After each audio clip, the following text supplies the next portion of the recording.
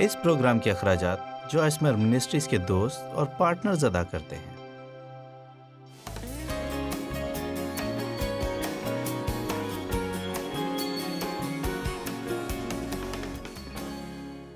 اگرچہ میں نے آپ کو یہ بتانے میں بہت سا وقت صرف کیا کہ آپ نے منہ سے کیا الفاظ نہیں نکالنے، لیکن اس وقت میں حقیقتاً اس بات کو ترجیح دوں گی کہ آپ ان باتوں پر دھیان دیں جو آج میں کہنے جا رہی ہوں، کہ آپ کو اپنے منہ سے کیا کہنا ہے، کیونکہ اگر آپ خود کو درست کام کرنے میں مصروف کریں گے تو پھر غلط کام کی کوئی جگہ ہی نہیں بچے گی۔ آپ سب اس بات کو سمجھتے ہیں، یہ صرف میرا ہی خیال نہیں کہ یہ ہمارے لیے بہتر ہے کہ بجائے اس کے کہ ہم غلط باتوں پر سوچتے رہیں، اگر ہم ان غلط باتوں کے مقابلے میں صحیح باتوں پر غور کریں اور صحیح کام کریں تو یہ خود کو شکست دینے کے برابر ہے کہ ہر وقت یہی سوچتے رہیں کہ مجھے یہ نہیں کرنا ہے، مجھے وہ نہیں کرنا ہے، میں یہ نہیں کر سکتی، مجھے محتاط رہنا ہے، مجھے اس کے بارے میں بہت محتاط رہنا ہے۔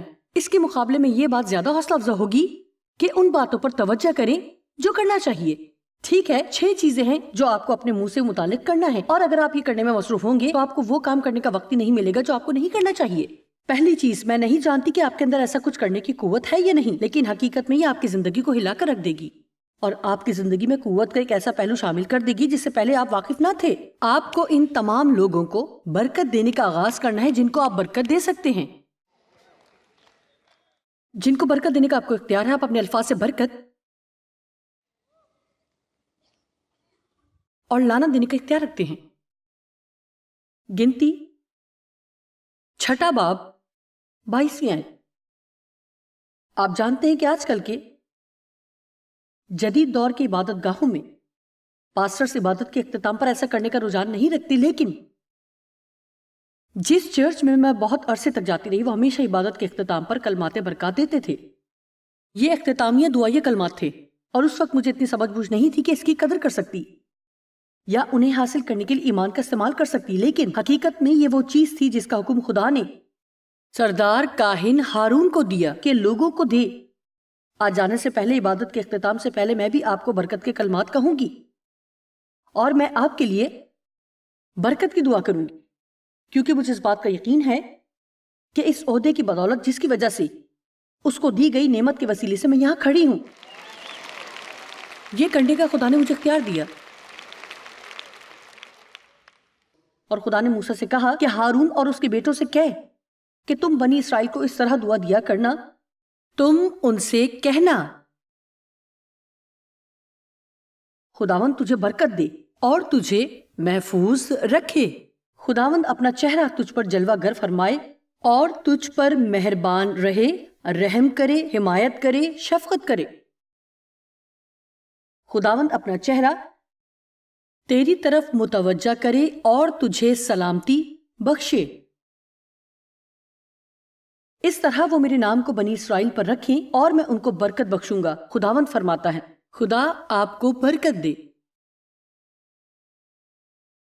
اور آپ کو محفوظ رکھے اور آپ کی حمایت کرے اور اپنے چہرے کو آپ پر جلوہ گر فرمائے۔ کیا ہی شاندار الفاظ ہیں جو آپ کی زندگی کے لیے کہے جائیں۔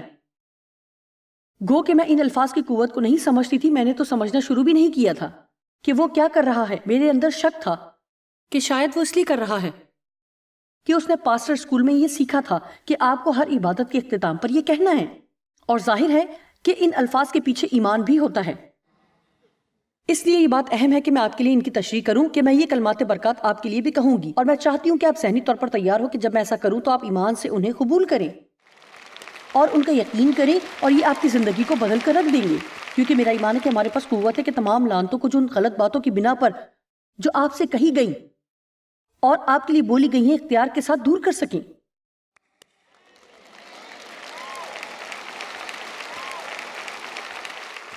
ٹھیک ہے، دوسری بات جس میں ہمیں اپنے منہ کے بارے میں مصروف رہنا ہے۔ آپ جانتے ہیں کہ یہ کوئی نئی خبر نہیں ہوگی، لیکن پھر بھی یہ ایسی بات ہے جو شاید مناسب طور پر نہیں کرتے۔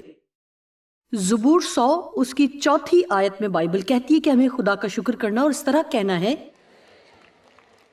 مجھے زبور 119 کی 62 بہت پسند ہے۔ داؤد کہتا ہے، میں آدھی رات کو تیرا شکر کرنے کو اٹھوں گا۔ بڑا انقلابی قدم ہے کہ آدھی رات کے لیے اپنا الارم سیٹ کریں اور خداوند کا شکر ادا کریں۔ تصور کریں کہ آدھی رات کو اٹھ کر وہ کہتا ہے کہ میں اٹھوں گا، اس کا ایک منصوبہ ہے۔ مجھے نہیں معلوم اس وقت اس کے پاس کوئی الارم کلاک تھی بھی کہ نہیں، لیکن اس نے منصوبہ بنایا تھا کہ آدھی رات کو اٹھے گا. مجھے ہوتی ہے کہ کیا ہوا اگر ایک کاروباری شخص جو ایک بزنس چلانے کی کوشش کر رہا ہو یا کوئی کاروباری خاتون جو کاروبار چلا رہی ہو اور منافع کما رہی ہو، اگر وہ اپنی گھڑیوں کو سیٹ کر لے کہ ہر 3 گھنٹے کے بعد میں اپنے آفس ہی میں گھٹنوں پر جھک کر خدا کا شکر کروں گی یا کروں گا، اس کی شکر گزاری کروں گی.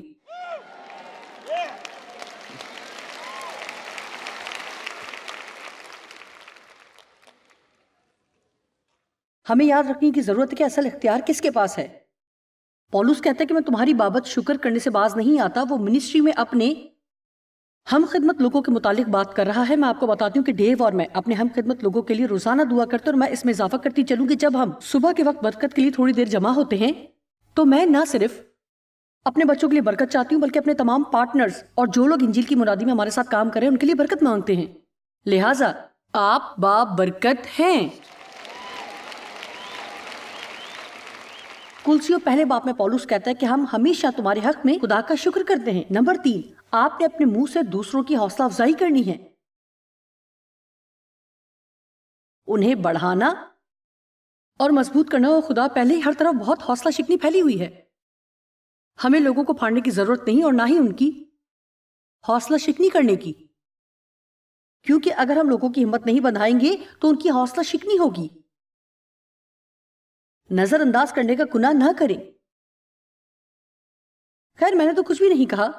اچھا کبھی کبھار مسئلہ یہی ہوتا ہے کہ آپ نے کچھ بھی نہیں کہا. یہ نہیں کہ ہم نے جو کہا ہے وہ غلط ہے، بلکہ جو ہم نے نہیں کہا وہ ٹھیک ہے. لوگوں کو ضرورت ہے کہ وہ جانیں کہ آپ ان کے بارے میں کیسے محسوس کرتے ہیں.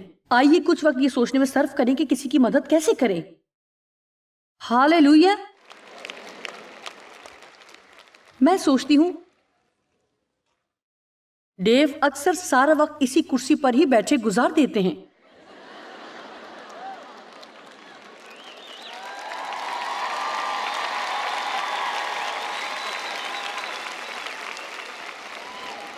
آپ جانتے ہیں کہ ہو سکتا ہے لوگ اس بارے میں سوچتے ہی نہ ہوں، لیکن یہ کس قسم کی قربانی ہے؟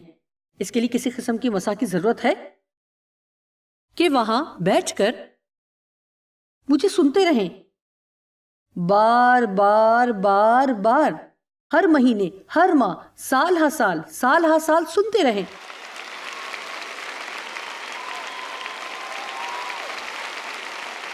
سنیے، آپ کو ڈیو کی تعریف کرنی چاہیے.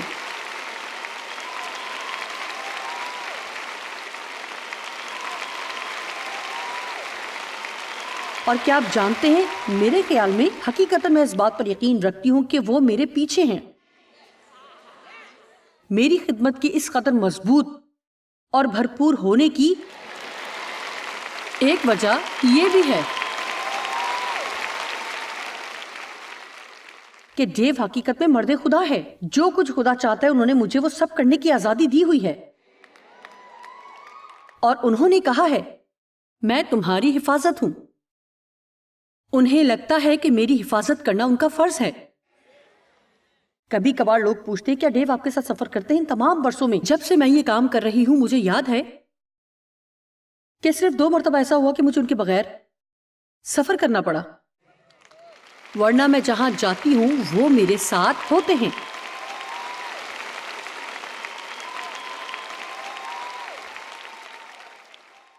سنیے، آپ اپنی ازدواجی زندگی کو صحت مند رکھنے کے لیے کچھ نہ کچھ کر سکتے ہیں. صرف یہ نہ سوچتے رہیں کہ یہ کیوں ٹھیک نہیں ہے، اسے ٹھیک رکھیں. آئیں اپنے منہ کو کھولنا شروع کریں اور کچھ ایسا کہیں جس سے شفا آئے. اس کے برعکس کہ آپ کے ازدواجی حالات کتنے ہی برے ہوں، میرا ایمان ہے کہ اگر آپ واقعی ایسا چاہیں تو اپنے منہ کے کلام سے حالات بدل سکتے ہیں. آپ جانتے ہیں کہ آپ میں سے کچھ لوگ سوچ رہے ہوں گے مجھے تو حوصلہ افزائی کی ضرورت نہیں ہے. مجھے مجبور نہ کریں کہ وہاں نیچے آؤں. اور آپ کو اگر آپ سمجھتے ہیں کہ آپ اپنے گھر میں روحانی طور پر قداور ہیں تو پھر آپ ہی کو وہ سب کچھ کرنا ہے جو درست ہے، کیونکہ جو طاقتور ہے پہلے اسے وہ کام کرنا ہے جو درست ہے. اور نیک کام کرنے میں ہمت نہ ہارو، کیونکہ اگر بے دل نہ ہوگے تو عین وقت پر کاٹیں گے. لہٰذا ہمت نہ ہارے، ہمت نہ ہارے، ہمت نہ ہارے. اس وقت تک ہمت کرے جب تک ابلیس کو نہ تھکا دیں.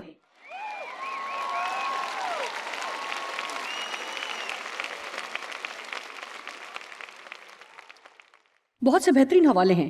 امثال 15 کی 4 آیت. صحت بخش زبان شفا کی قدرت کے ساتھ حیات کا درخت ہے، پر اس کی کج گوئی روح کی شکستگی کا باعث ہے۔ میں آپ کو بتاتی ہوں کہ آپ کیا کر سکتے ہیں۔ آپ جانتے میں فطرتاً حوصلہ افزائی کرنے والی نہیں تھی، بلکہ میرے پاس حوصلہ شکنی کا مواد کچھ زیادہ تھا۔ لیکن بہت سال پہلے میں نے خدا سے عہد کیا کہ میں مقصد کے تحت لوگوں کی حوصلہ افزائی کروں گی۔ حیرت انگیز بات ہے کہ آپ مقصد کے تحت کیا کچھ کر سکتے ہیں۔ محسوس کرنے کا انتظار نہ کریں، بلکہ اپنے ذہن کو تیار کریں کہ میں خدا کو مبارک کہوں گی، میں اپنے منہ کو لگام دوں گی، میں اپنے منہ سے بہترین باتیں کہوں گی اور سچ بولوں گی۔ آپ کے پاس قوت ارادی ہے اور آپ کی یہ آزاد مرضی آپ کا مضبوط ترین حصہ ہے، اور خدا نے آپ کو حق بخشا ہے کہ آپ اپنے فیصلے کا انتخاب خود کریں۔ داؤد نے کہا کہ آدھی رات کو اٹھ کر میں خدا کا شکر کروں گا۔ میں نے فیصلہ کیا کہ میں حوصلہ افزائی کرنے والی بنوں گی۔ کچھ لوگ ہوتے ہیں جن کے پاس حوصلہ افزائی کرنے کی نعمت ہوتی ہے، اور یہ حقیقت میں ایک روحانی نعمت ہے، اور اس کی نشاندہی میں دیر نہیں ہوتی۔ میرا مطلب ہے یہ آپ میں سے امٹ پڑتی ہے، اور اگر آپ ایسے لوگوں کے ساتھ صرف 3 منٹ بھی ہوں گے تو آپ کو ایسا لگے گا کہ آپ دنیا کے بہترین انسان ہیں۔ خیر، آپ جانتے ہیں کہ میرے خیال میں میرے پاس یہ نعمت نہیں ہے، لیکن میں مقصد کے تحت لوگوں کی حوصلہ افزائی کرنا چاہتی ہوں، اور میں نے کہا خدایا میں تجھ سے وعدہ کرتی ہوں کہ اگر تو میرے دل میں ڈالے گا تو میں منہ کھولوں گی اور یہ کہوں گی۔ مجھے یہ نہ کہیں کہ خدا آپ کے دل میں اچھی باتیں نہیں ڈالتا اور جو آپ لوگوں کو کہہ سکے، لیکن بہت دفعہ ہم فکر مند ہوتے کہ شاید ہمارے منہ سے کوئی بے وقوفانہ بات نہ نکل جائے، تو وہ کیا سوچیں گے؟ اور ابلیس بھی سب کے ساتھ یہی کرتا ہے۔ میں ہر روز خدا سے پوچھتی ہوں کہ آج میں کس طرح کسی کی حوصلہ افزائی کروں۔ میرے خیال میں آپ ان لوگوں کے پاس جائیں جن سے آپ پہلے سے واقف ہیں، اور خدا سے منت کریں کہ وہ آپ کے دل میں کچھ ڈالے تاکہ آپ ان سے کہہ سکیں، تاکہ وہ مضبوط ہوں۔ آپ اس بات میں اتنی دلچسپی نہیں لے رہے جتنی میں چاہتی ہوں۔ آپ میں سے کتنے یقین رکھتے ہیں کہ آپ اپنے الفاظ سے کسی رشتے کو جوڑ سکتے ہیں اور انہیں تبدیل کر سکتے ہیں؟ تو کیا آپ کسی ایک بھی ایسے شخص کو نہیں جانتے جس سے متعلق کچھ اچھا کہہ سکیں؟ اگر آپ ایسا سوچیں گے تو آپ کو واقعی ایک بھی ایسا شخص نہیں ملے گا، لیکن اگر آپ درست باتوں پر توجہ کرنا شروع کریں تو لوگ آپ کی توقعات پر پورا اترنے لگیں گے۔ اگلی بات جو آپ مقصد کے تحت اپنے منہ سے کہہ سکتے ہیں وہ یہ ہے کہ اس بات کو یقینی بنائیں کہ ہمیشہ سچ بولیں گے۔ ہمارے پاس بہت سے جھوٹے مسیحی ہیں۔ افسیوں 4:15 بتاتی ہے محبت میں سچ بولیں۔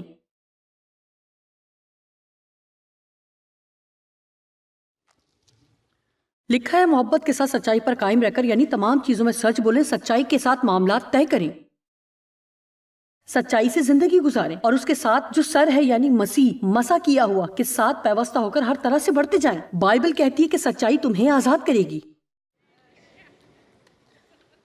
بائبل سچائی کی کتاب ہے۔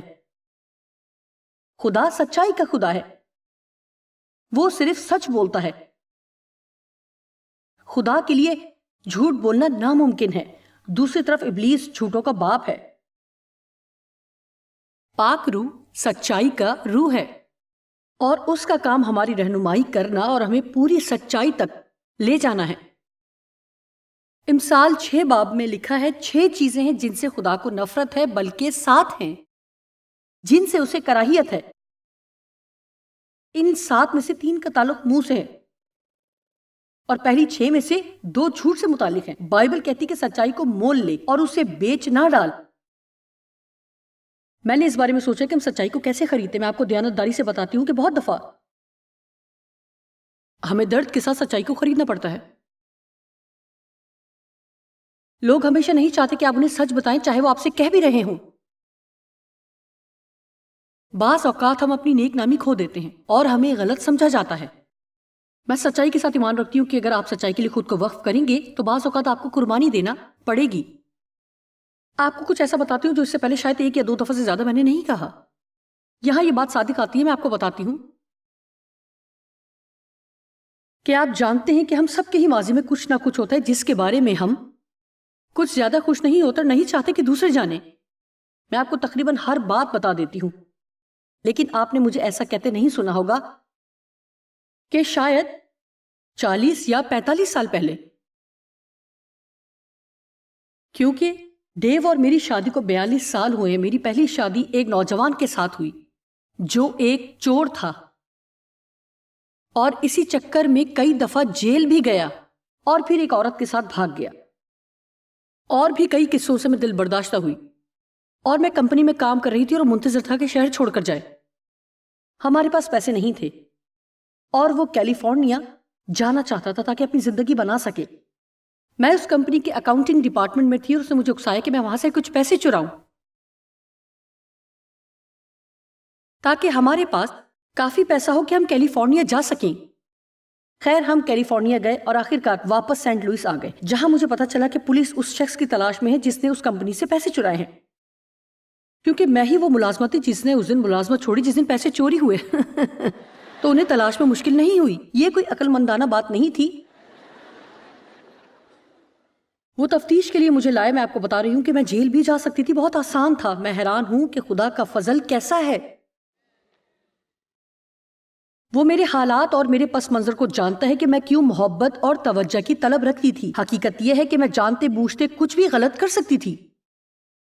خیر کئی سال بعد 70 کی دہائی میں میری اور ڈیو کی شادی ہوئی. تب میں پاک روح سے معمور تھی اور خدا نے پھر سے وہی صورتحال میرے ذہن میں لانا شروع کی. میں اسے یاد کرنا نہیں چاہتی تھی لیکن وہ بار بار مجھے یاد دلاتا رہا اور خدا نے مجھے دکھانا شروع کیا کہ کس طرح مجھے اس کمپنی سے رابطہ کرنے کی ضرورت ہے جو مجھے نہیں معلوم کہ موجود ہے بھی یا نہیں. پتہ چلا کہ وہ بھی موجود ہے اور مجھے وہاں جانا تھا. اس کمپنی کے سربراہ سے ملنا تھا اور اسے بتانا تھا کہ میں ہی وہ شخص ہوں جس نے اس کے پیسے چرائے تھے اور مجھے وہ پیسے انہیں واپس کرنے ہیں. میرے لیے یہ سب بہت خوفناک تھا کیونکہ میرا مطلب میں نے اپنے چھوٹے سے بائبل اسکول میں تعلیم دینے کا آغاز ہی کیا تھا اور مجھے اپنی زندگی میں خدا کی بلاہٹ نظر آ رہی تھی. اب میں شادی شدہ تھی, میرے 3 بچے تھے اور آپ جانتے ہیں کہ میں سوچ رہی تھی کہ اگر میں جیل چلی گئی تو کیا ہوگا. میرا مطلب ہے میں نہیں جانتی تھی کہ ان کا رد عمل کیا ہوگا. میں آپ کو بتا سکتی ہوں کہ خدا کا روح اس قدر شدت سے جنبش کر رہا تھا کہ میں جانتی تھی کہ مجھے یہ کرنا ہے. میں آپ کو بتانا چاہتی ہوں کہ اگر آپ کے ساتھ ماضی میں ایسا کچھ ہوا ہے تو برائے مہربانی پاک روح کی رہنمائی میں چلیں. میں یہ کہوں گی کہ اگر آپ نے کچھ غلط کیا اور خدا نے آپ سے کہا ہے کہ اسے درست کریں اور اگر آپ نے ایسا نہیں کیا تو آپ اپنے آپ کو تکلیف دے رہے ہیں. تو میں دلیر ہو کر آپ سے کہوں گی کہ اگر میں نے یہ نہ کیا ہوتا تو میرا ایمان ہے کہ میں یہاں آج کھڑی نہ ہوتی, کیونکہ خدا جھوٹوں کی پشت پناہی نہیں کر سکتا.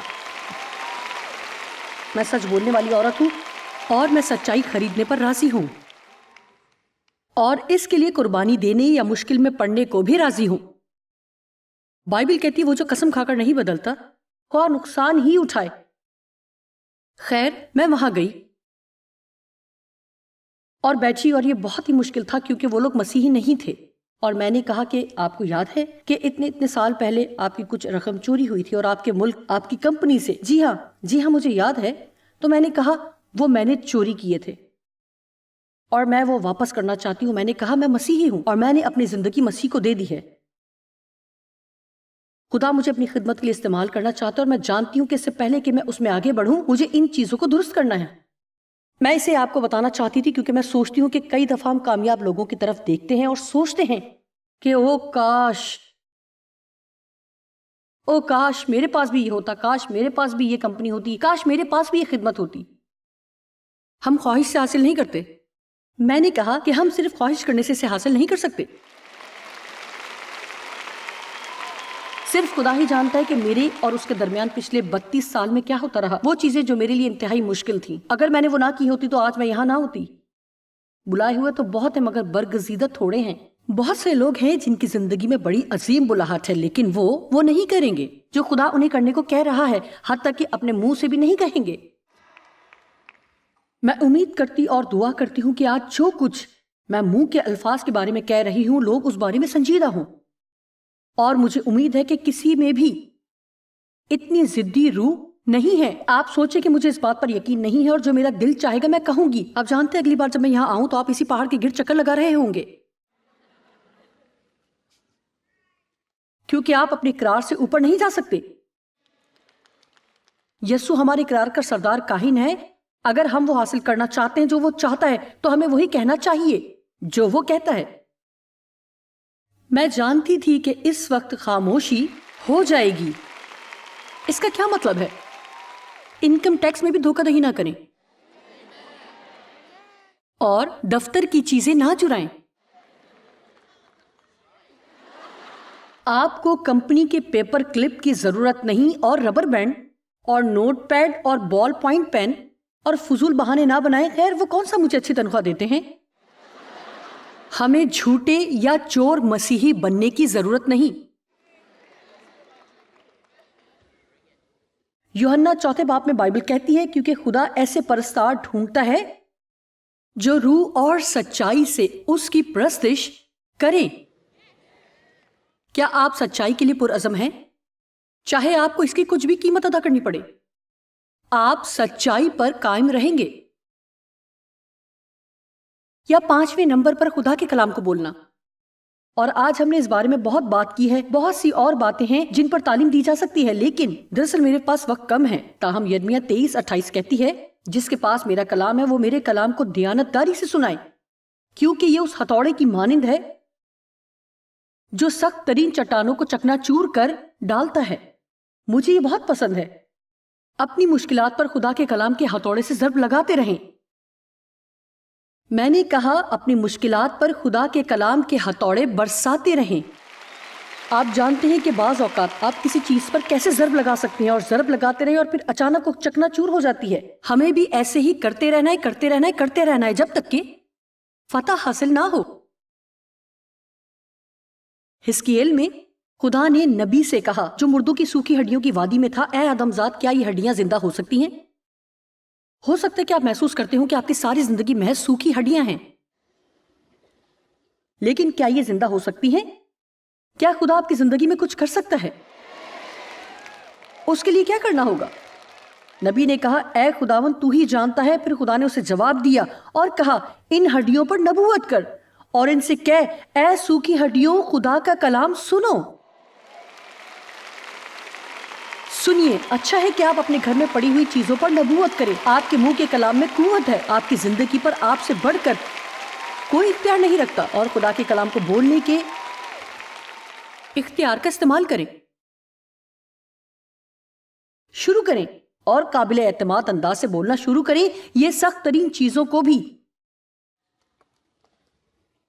پیس ڈالے گا۔ نمبر 6، بہت زیادہ مت بولیں۔ خاموش رہیں۔ امثال 10:19۔ ہم صرف 1-2 حوالے دیکھیں گے۔ امثال 10 باب 19ویں آیت۔ اگر 3-4 گھنٹے آپ مسلسل بولتے رہیں تو حقیقتاً آپ کو اپنے آپ سے پوچھنے کی ضرورت ہے کہ آپ کو کتنا بولنا ہے۔ آپ حیران ہوں گے کہ آپ خاموشی میں خدا کی آواز سن سکتے ہیں۔ کلام کی کثرت خطا سے خالی نہیں، لیکن ہونٹوں کو قابو میں رکھنے والا دانا ہے، اور اس کا مطلب ہے کہ ایک اچھا منتظم ہے۔ امثال 17، 27 اور 28۔